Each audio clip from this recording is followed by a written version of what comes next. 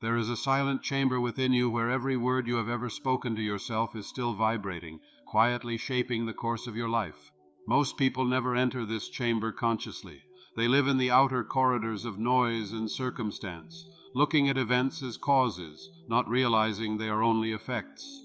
But as you listen now, you are stepping inward. You are entering the workshop of your destiny, the mental factory where your feelings become forms, where your convictions become conditions, and where what you deeply accept as true takes on weight, color, and circumstance in the world you walk through every day. There is nothing distant or abstract about this. At this very moment, your heart is pulsing with an electromagnetic field. Your brain is firing in intricate patterns. Trillions of cells are listening for instructions. Those instructions are not coming from your passing wishes or from the words you say once or twice without feeling. They are being issued by a deeper current. The ongoing emotional atmosphere you live in, the stories you repeat to yourself in the quiet, the images you return to in your secret moments. This is the language your subconscious mind speaks. This is the language of creation. You have been told that life is a series of accidents, that you are at the mercy of luck, chance, and external forces. But underneath those beliefs lies a more enduring truth. The inner world impresses itself upon the outer. The subconscious mind, that silent power plant within you, receives every impression you feed it and faithfully produces conditions that correspond. It does not argue, it does not debate, it does not ask whether you meant what you said. It accepts what you feel most deeply as an instruction and begins to organize your nervous system, your perception, your behavior, and your opportunities around that feeling. Think of it as a great spiritual engine married to a magnificent biological machine. On one level, you have the neural pathways of the brain constantly reshaping themselves. Scientists call this neuroplasticity, the capacity of your brain to form and reorganize connections in response to experience. On another level, you have the emotional circuitry, those patterns of feeling and reaction that have been repeated so often they now run by themselves. And beneath both, infusing both, is a timeless, universal intelligence, an infinite mind that expresses through your subconscious as law. What you feel deeply, you attract, not as a punishment, not as a reward, but as a precise response of law to impression. Like a garden that does not care whether you plant roses or thorns, your subconscious accepts every seed that you drop into it. If you sow seeds of fear, continually watering them with images of loss and lack, the soil does what it must. It brings forth after its kind. If you sow seeds of peace, confidence, and quiet expectation of good, nourished by vivid inner pictures of harmony, the same law responds, producing circumstances that mirror that inner pattern. Many people misunderstand this and begin to blame themselves harshly for every unwanted condition. That is not the purpose of this knowledge. The purpose is not guilt, it is freedom. What you did unconsciously, you can now begin to do consciously. The same power that brought forth trouble when it was filled with fear will bring forth healing when it is filled with new ideas, new images, new feelings. The law has not changed. Only the direction of your use of it changes. Notice how stress and limitation often begin. A child hears over and over, "Money doesn't grow on trees. Life is hard. People like us never get ahead." No deliberate malice is intended. These phrases are spoken by those who themselves were conditioned by fear and lack. But the child, living much closer to the subconscious level than the rational adult, absorbs these sentences as unquestioned realities. Each phrase is a seed dropped into the fertile soil of the subconscious. By adolescence, those seeds have grown into a thick tangle of beliefs. I am not worthy. Abundance is for others. I must struggle. I am alone. Later in life, this same person may consciously say, "I want prosperity, I want freedom, I want peace." But deep below, the old roots remain. Their nervous system has been trained to react with anxiety to opportunity, to feel unworthy in the presence of love, to brace for the worst when things go well. The brain fires along familiar neural highways. The emotional body contracts into learned postures. The outer life merely reflects what the inner blueprint demands. Your experiences are not random, they are patterned, and the pattern is your belief. Belief is the law of your life, not belief as mere mental agreement, but belief as feeling, as expectation, as the emotional tone you keep returning to. You may protest, "I don't believe in failure," yet if you feel a chronic dread of things going wrong, that dread is a belief the subconscious treats as a command. It will steer your hand, your voice, your choices in ways that confirm the expectation. Yet here is the great, liberating revelation. No pattern is permanent. No neural pathway is immovable. No emotional circuit is final. The same brain that once wired itself for anxiety can wire itself for calm. The same heart that once braced for rejection can open to trust. The same subconscious that once carried a blueprint of struggle can be given a new divine blueprint of ease and inspired action. Your inner factory can change what it produces by changing the designs it receives. The universe is mental at its root. Every form began as a thought.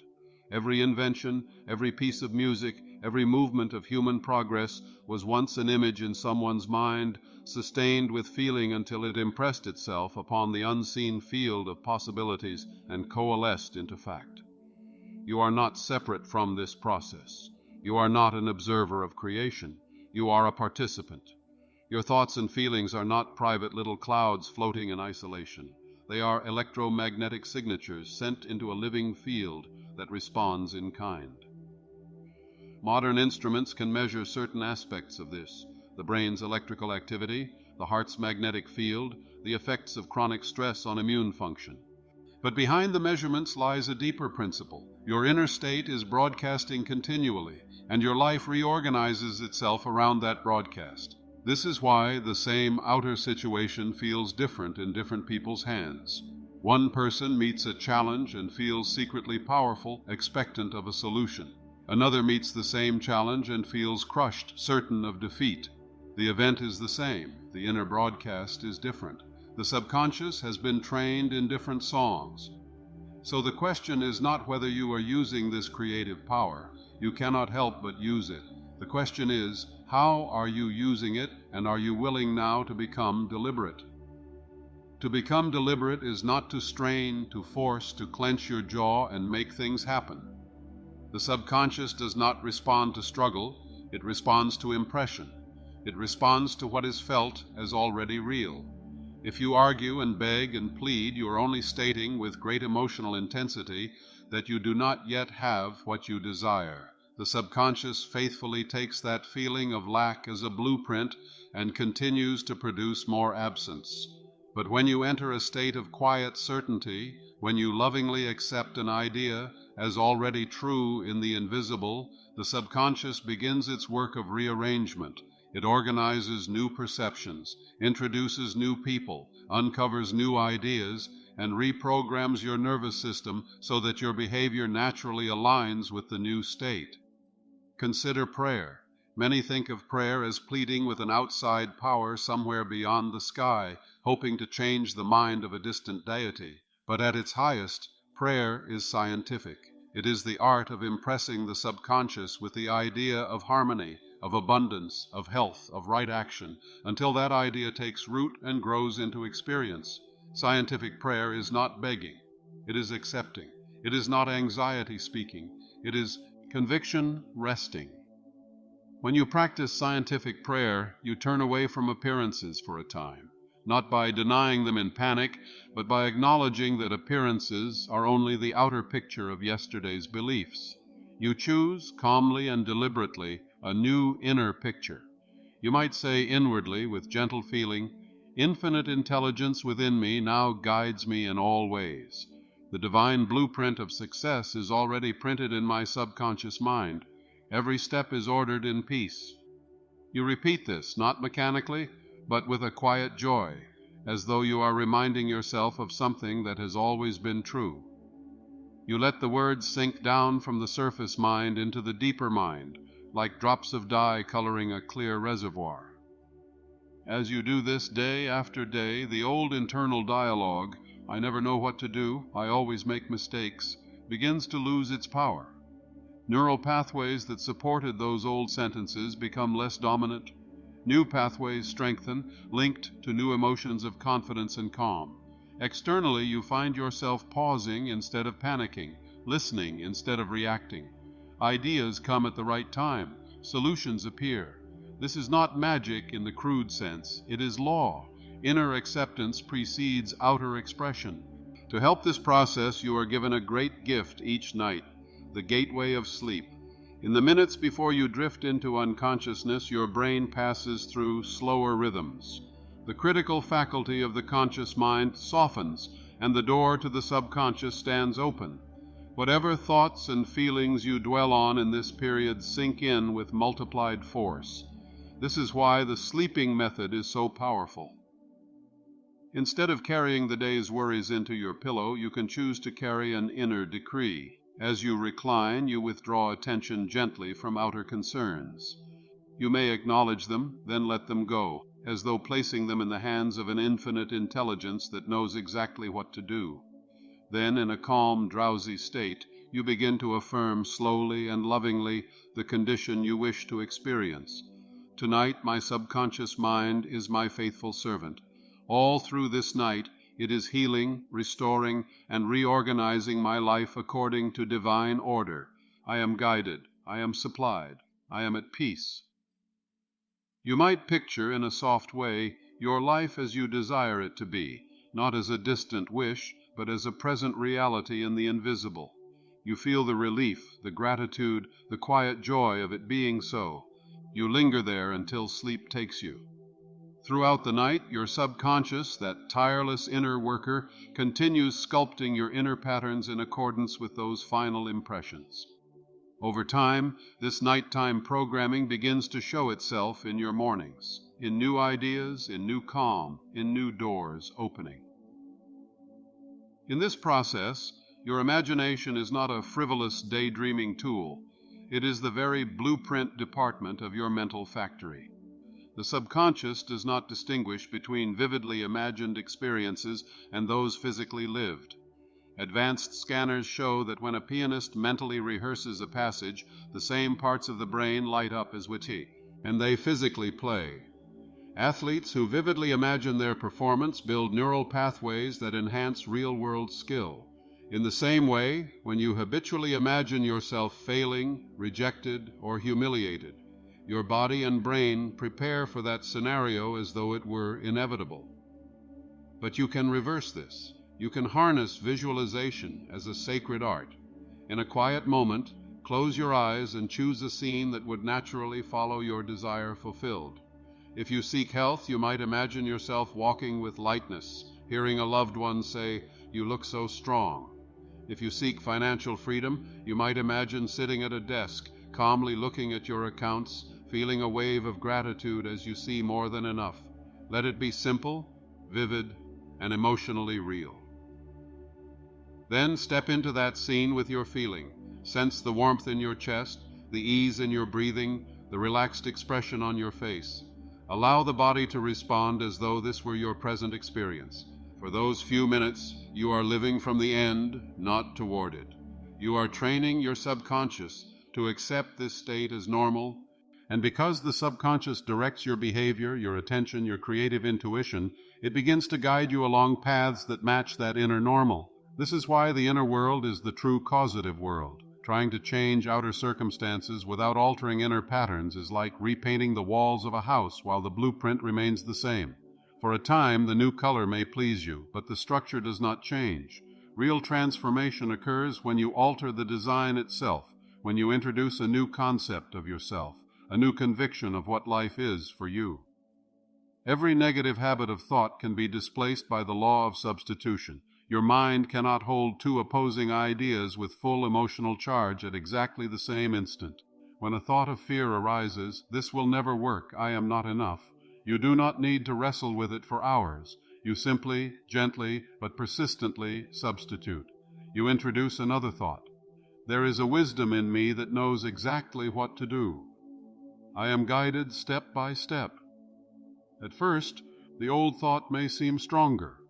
It has been rehearsed more often, but each time you choose the new thought, you are firing a new neural pathway, charging it with fresh energy, while the old one gradually withers from disuse. This is not about denying your feelings or pretending you are not hurt when you are. True emotional alchemy honors what arises, then transforms it. If grief comes, you acknowledge it. This is grief passing through my system. It is not the whole of me.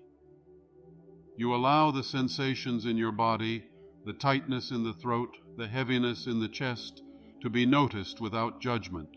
You breathe into them, and as you breathe, you introduce a higher truth. Even in this, life is with me. Even here, something deeper is holding me.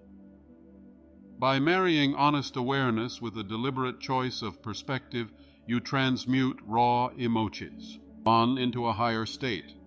Fear becomes an invitation to trust. Anger becomes a signal that a boundary is needed, then softens into clarity. Shame, which whispers, "I am unworthy," is met with the luminous affirmation, "I am made in the image of an infinite intelligence. My worth does not depend on my past." As you practice this emotional alchemy, your nervous system learns new responses. The old surges that once led to panic now lead to presence. Your body is not your enemy in this, it is your ally. Stored tensions, chronic pains, and tightness are often the residues of old emotional commands. When you gently release them, through breathing, movement, stillness, and new inner dialogue, you are not only relaxing muscles, you are updating the subconscious programs they were embodying. The inner doctor of your subconscious mind knows how to regulate heartbeat, repair tissue, balance hormones. It also knows how to restore harmony when you cease sending it signals of chronic danger and begin to send it inner pictures of safety, peace, and vitality. You may notice as you work with these principles a subtle temptation, the urge to talk about your desires endlessly with others, to seek constant validation for your inner work. Yet there is a sacred power in secrecy and silence. When you keep certain desires close to your heart, not from fear but from reverence, you concentrate their energy. You allow the subconscious to work without interference from others' doubts and projections. A seed planted in the soil is not dragged up each day to see if it is growing. It is left in the darkness, nourished invisibly until the time is right for it to break through the surface. In the same way, when an idea has been impressed upon your subconscious through visualization, scientific prayer, and the sleeping method, it often benefits from being protected in a quiet inner sanctuary. You walk through your days with a secret knowing, a gentle conviction that it is done in the invisible, and you allow the outer to catch up. This does not mean you never speak of your goals or share your dreams. It means you learn to discern. You notice who can truly hold the vibration of your new belief and who cannot. You recognize that every time you defend your desire against someone's skepticism, you may be subtly reinforcing the idea that it is threatened. Silence in this sense is not isolation. It is alignment. It is giving your subconscious clear, undisturbed instructions. Throughout all of this, remember, your subconscious mind is always listening. It listens not only to the words you speak, but to the tone in which you speak them. It listens to the silent commentary you run while looking in the mirror, while checking your bank account, while walking into a room of strangers. It listens to the way you talk about your body, your intelligence, your chances in life. Every time you say, "I am always late," "I never remember names," "Nothing ever works out for me," spoken with feeling, you are giving it a task. Continue to produce lateness, forgetfulness, disappointment. Yet you can begin, even now, to offer it new tasks. You can say quietly but consistently, "I am Leah, yearning to be on time. My mind is clear and focused. Life supports me in ways seen and unseen." At first, the outer evidence may not yet match these statements, but the subconscious begins to adjust. Neural pathways for attention, planning, and confidence are strengthened. You start to remember small details more easily. You feel moved to leave the house a few minutes earlier. Opportunities that previously slipped by unnoticed catch your eye. The subconscious does not care whether the idea you plant is realistic. by the standards of past experience. It cares only how often and how deeply you plant it. The universe is infinitely more flexible than your fears have led you to believe.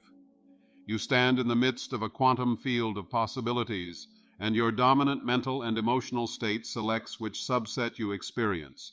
As you persist in a new inner state, reality rearranges itself, sometimes slowly, sometimes in sudden leaps, to reflect it. Understand, too, that this is not about bypassing outer action. Right action flows naturally from right belief.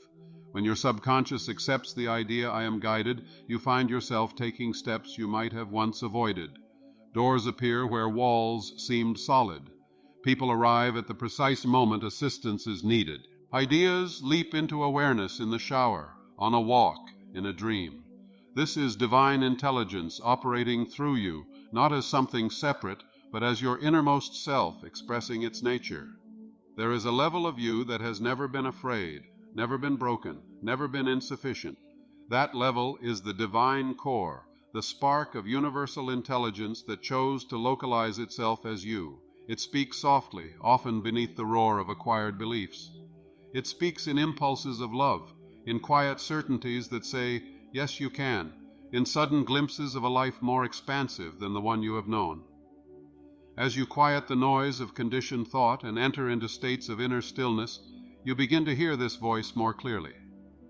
You may sit in silence for a few minutes each day, simply watching your breath. Thoughts come and go like leaves on a stream. You need not fight them, you simply return again and again to the gentle awareness, I am. In that simple presence, without adjectives, without stories, you touch the ground of being that precedes all conditioning. From that ground you can begin to plant consciously rather than by default. Notice how, even as you listen now, something in you is stirring, not in the restless way of ordinary excitement, but in a deeper, calmer way.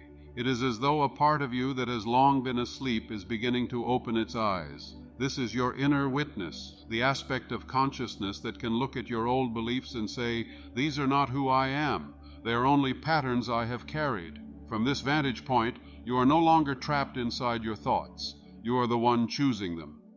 From here you can begin to craft a new identity, not in the superficial sense of changing your outer style, but in the profound sense of redefining what is normal for you in the invisible.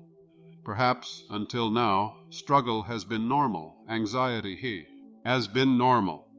Feeling like an outsider in your own life has been normal. But now you may choose a new normal. You may declare inwardly, it is now normal for me to feel guided. It is now normal for me to feel supported. It is now normal for me to experience abundance in all good things. At first, this new identity may feel unfamiliar, like new shoes not yet broken in. Old emotional circuits may fire, trying to pull you back into familiar discomfort. You may hear inner voices say, who do you think you are to believe such things?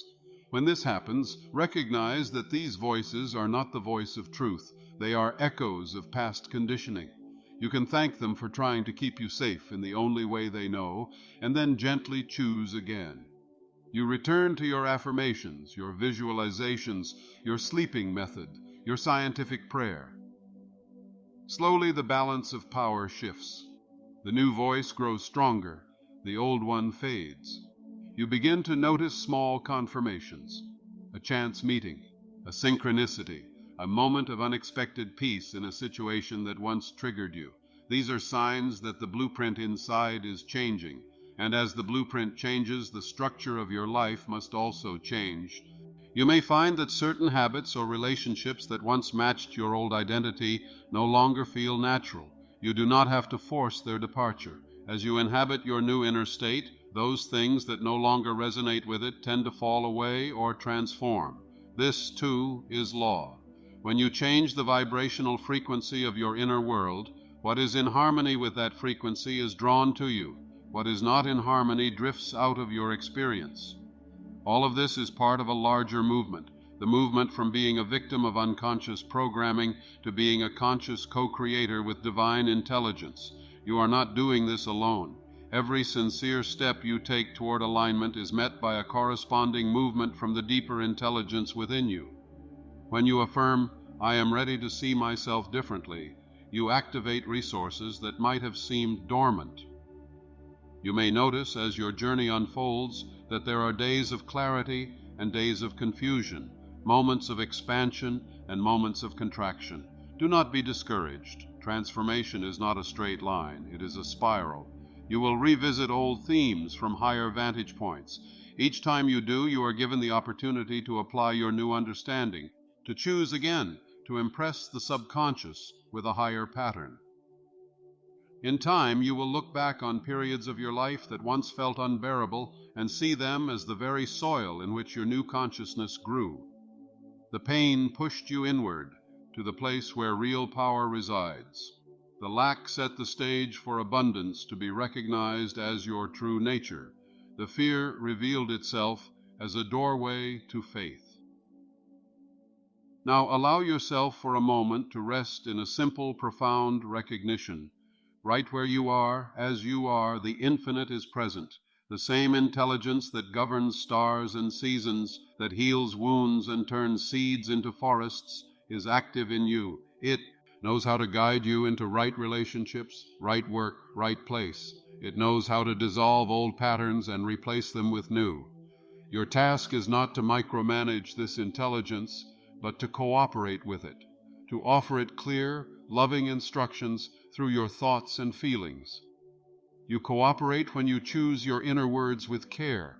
You cooperate when you turn away from rehearsing disaster and instead rehearse harmony.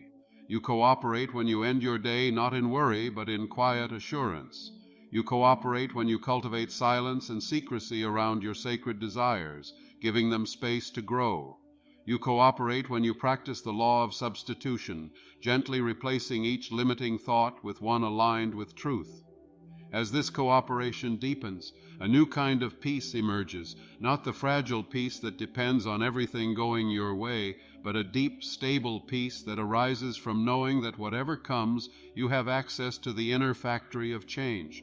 You are no longer intimidated by appearances because you know they are malleable. You are no longer haunted by your past because you recognize it as a series of old programs that can be rewritten. This is personal sovereignty, not control over all outer events, but mastery of your response, mastery of your attention, mastery of the inner seeds you choose to plant. From this sovereignty, you naturally create a life that reflects your highest truths. It may or may not look spectacular to others. That is not the point. It feels true, harmonious, and meaningful to you. It carries the quiet radiance of a life aligned with its own divine blueprint. And so, as this journey of words draws to a close, the real journey within you continues. You carry now a deeper awareness of the silent power that has always been at work in you, your subconscious mind, the silent engine of your experience, the bridge between your human story and infinite intelligence. You are more aware that what you feel deeply, you attract. What you repeatedly impress, you eventually express. You need not rush to change everything at once. Begin gently. Tonight, as you prepare for sleep, offer your subconscious a new instruction of peace. Tomorrow, when a familiar worry arises, practice the law of substitution. During the day, take a few moments to visualize one scene of your desire fulfilled, feeling it as real. Speak to yourself with more kindness, more reverence. Guard certain desires in the silence of your heart, trusting that they are already growing in the unseen. Day by day, these simple practices weave themselves into a new way of being. Without fanfare, without strain, a different life begins to unfold, one that expresses more of the divine intelligence within you, more of the love, the creativity, the wisdom that has always been there beneath the noise. Know with a calm certainty that you are not trying to become something you are not. You are remembering who you have always been, a vessel of infinite mind, a gardener of consciousness, a co-creator with the laws that govern all things. Where thoughts lift, your life lifts. As your inner dialogue softens into truth, your outer conditions soften into harmony. Transformation does not begin in the world. It begins in the unseen chamber of consciousness, in the simple yet profound decision to think differently, to feel differently, to believe differently about yourself and your place in the universe. And as you choose that shift, even now, the silent power within you responds. It has been waiting patiently, lovingly, ready at every moment to bring forth a life that reflects the deepest truth of what you are